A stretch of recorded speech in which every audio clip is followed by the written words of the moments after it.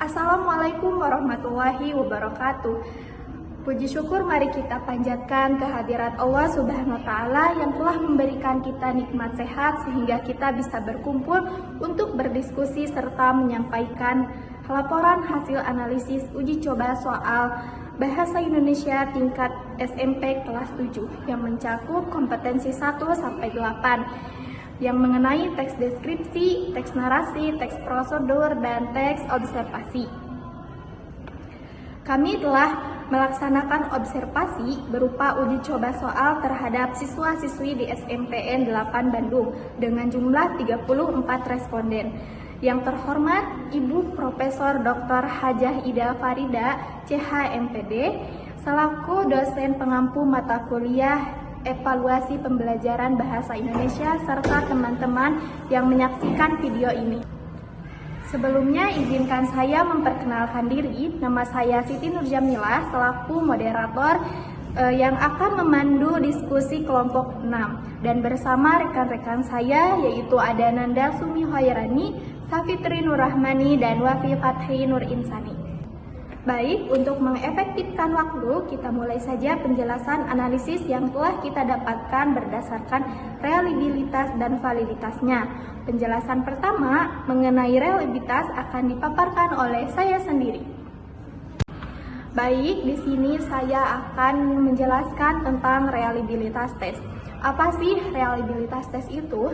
Reliabilitas tes adalah kestabilan skor yang diperoleh dari orang yang sama ketika diuji ulang dengan tes yang sama pada situasi yang berbeda. Suatu tes dikatakan reliable jika hasil tes sama pada seseorang walaupun telah diadakan pengetesan ulang pada waktu yang berbeda. Menurut Hanifah 2014, sebuah instrumen dikatakan reliable jika instrumen tersebut secara konsisten menghasilkan data relatif sama dengan kondisi. Berdasarkan hasil anates, didapat hasil reliabilitas tes adalah 0,56 yang artinya nilainya masuk kategori sedang. Mengapa kita bisa memasukkan bahwa 0,56 itu termasuk kategori sedang? Kita bisa melihat pada tabel yang ada di layar. Mungkin cukup sekian penjelasan yang dapat saya sampaikan.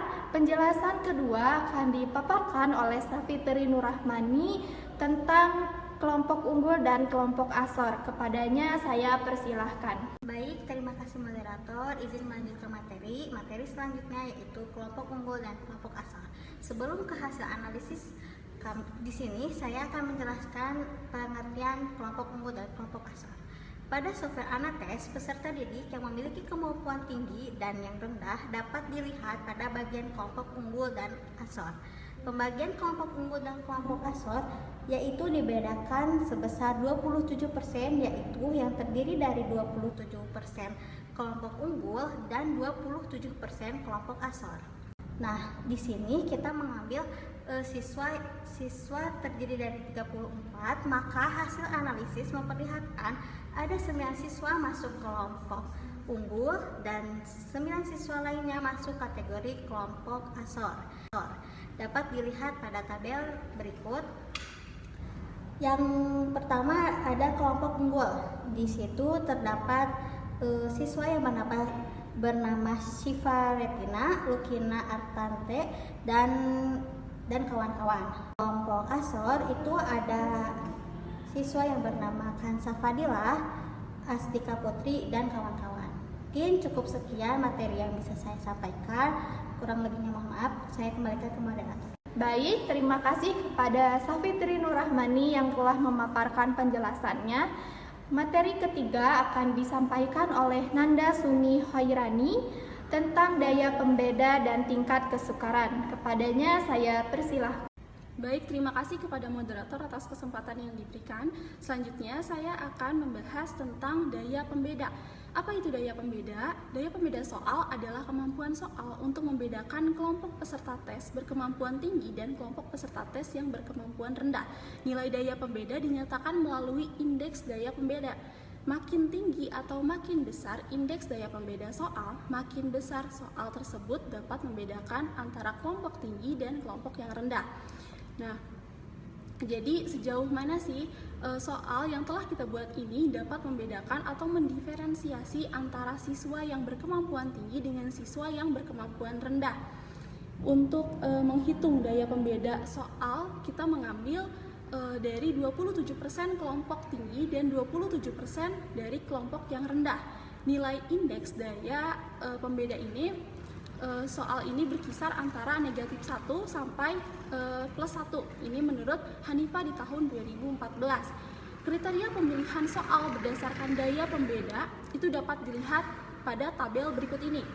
Nah, bisa kita lihat bahwa koefisien yang ada, yang pertama apabila lebih besar 0,30 itu termasuk diterima, dan apabila 0,10 sampai dengan 0,29 itu termasuknya direvisi, dan yang berikutnya apabila lebih kecil dari 0,10 itu termasuknya soal yang ditolak. Sebagai contoh, bisa kita lihat hasil analisis yang telah kita dapatkan, yaitu terdapat 12 soal yang diterima, 6 soal yang direvisi, dan 2 soal yang ditolak. Nah, bisa kita lihat pada soal nomor 1. Nah, indeks daya pembeda itu mencapai 0,0%, sehingga termasuk ditolak. Dan yang kedua, soalnya termasuk indeks daya pembedanya mencapai 3,3%. Ini termasuk diterima. Dan untuk soal kita lihat yang nomor 5. Nah, ini indeks daya pembedanya mencapai 2,2%, sehingga termasuknya direvisi. Nah, sebagai contoh dari analisis yang telah kita lakukan, di sini ada sebuah tabel tingkat kesukaran dari nomor butir soal yang pertama, yaitu jumlah yang betulnya mencapai 34, sehingga tingkat kesukarannya mencapai 100%, dan itu dapat ditafsirkan bahwa soalnya sangat mudah. Kemudian yang ketiga, soal yang ketiga, kita bisa lihat dari jumlah yang betulnya itu mencapai 13 orang, sehingga tingkat kesukarannya itu mencapai 38,24%, dan dapat kita tafsirkan termasuk ke dalam soal yang sedang.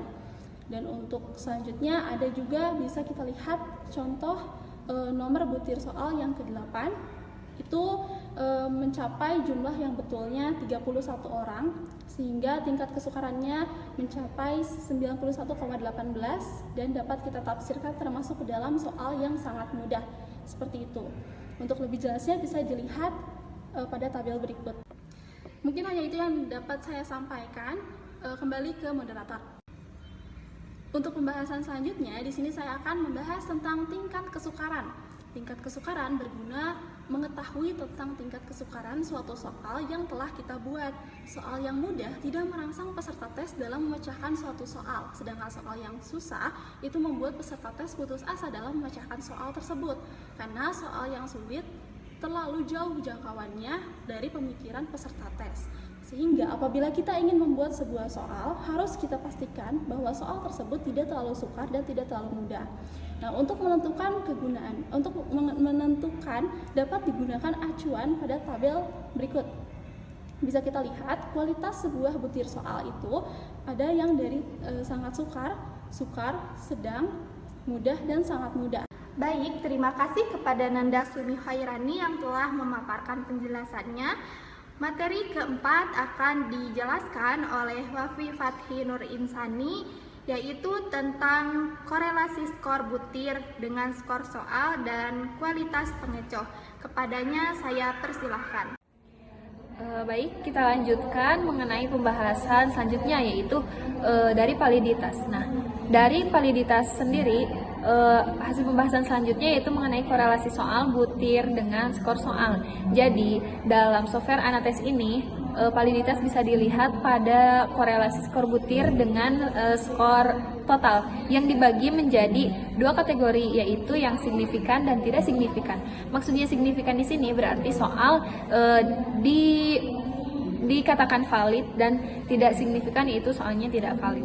Nah, seperti contoh soal pada nomor 1, 2, dan 3.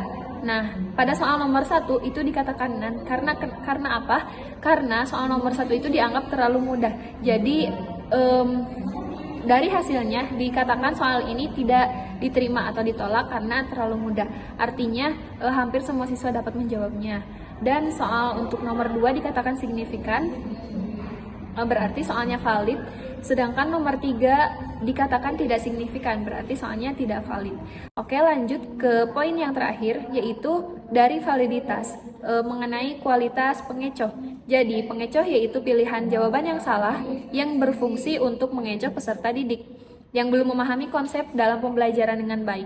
Nah, adanya pengecoh juga bertujuan untuk mengetahui peserta didik yang memiliki kemampuan tinggi dan kemampuan yang rendah. Contohnya nih, kita lihat pada butir soalnya dikasih tanda strip, yaitu kurang baik, ada tanda positif, yaitu buruk. Selanjutnya ada yang negatifnya itu 3, yaitu sangat buruk, dan selanjutnya ada yang positifnya 2, yaitu sangat baik. Nah, kita lihat contoh pada soal nomor 3 ya. Soal nomor 3, soal yang benar yaitu dikasih tanda bintang. Sedangkan pada nomor 3 ini soal yang benarnya adalah B, dan soal yang A, pilihan yang A dikasih tanda positif 2 yang artinya sangat baik gitu untuk dijadikan pengecoh. Sekian yang dapat saya sampaikan. Kembali ke moderator. Baik, terima kasih kepada Wafi Fatihi Nur Insani yang telah memaparkan penjelasannya. Mungkin cukup sekian yang dapat kelompok kami sampaikan, kurang lebihnya mohon maaf. Sekian dan terima kasih. Wassalamualaikum warahmatullahi wabarakatuh. Dadah.